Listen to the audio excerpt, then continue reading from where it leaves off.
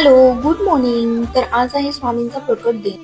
अंघोळ झाली, चहा घेतला आणि आमच्या घरात सर्वात मोठं स्वामी भक्त म्हणजे आमचं हे छोटंसं बाळ.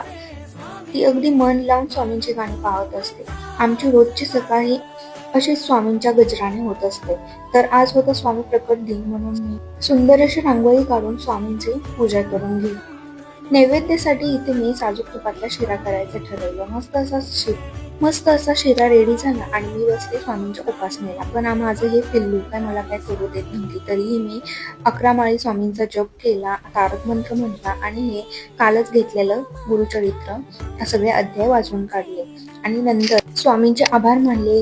कारण जे काही आम्ही आहोत ते स्वामींच्या कृपेमुळेच आहे. कालच आमच्या या नवीन घराला 1 वर्ष कंप्लीट झालं. मी तुमच्यासोबत नक्की व्हिडिओ शेअर करेन आमच्या वास्तुशांतीचा.